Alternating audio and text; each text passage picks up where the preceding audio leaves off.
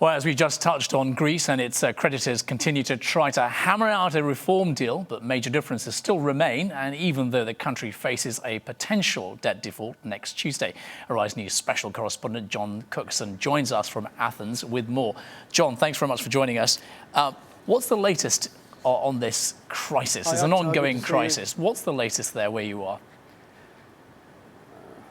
Well, you know, crisis, I'm just wondering if that's the right word tonight. Catastrophe might be better. Talks going on in Brussels, Belgium to try to solve the problem, which will unlock billions of euros to help pay an IMF loan due on Tuesday. Otherwise, Greece, in effect, goes bust on Tuesday if they don't do that. Those talks going nowhere tonight. They'll be talking through the night, Akhtar, and at some point they'll end and then set to resume again tomorrow at around 1200 hours GMT. The two sides way apart. The Greek Prime Minister there talking about taxes and defence cuts and pensions, but seeing no eye to eye with the European creditors. Akhtar? John, we saw from our previous guest the mood, if you like, as the markets closed, really concerned about what's happening in Greece. What's the European reaction, first of all? And of course, what's happening in terms of, we hear stories about people taking a run on the bank and holding their cash at home. Is that true?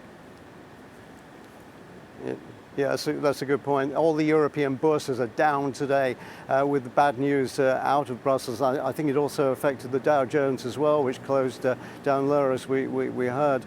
Greek stock market also down. Run on capital still going on here in Athens. Greeks have withdrawn billions of euros already, and you know, the big question is, will they ever come back?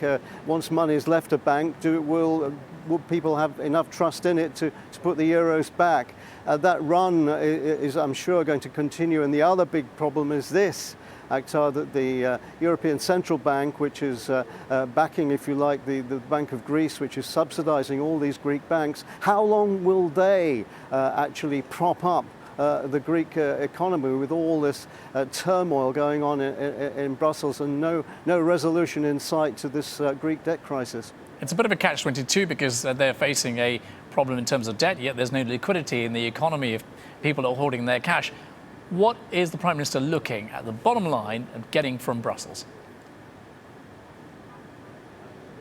Well, you have to remember that he was elected in January on the prospect of cutting austerity here in Greece. Now, everyone seemed to believe that he could do that, and that's the bottom line, really. He's gone as far as he can, really, in terms of cuts that he's prepared to do, because at day's end he has to persuade the Greek Parliament behind me that they approve the deal as well, and that's the other big hurdle. If the MPs don't agree to what he's doing in Brussels, then it's just not going to get through, and there will be no IMF bailout after that if the Greek Parliament don't approve it.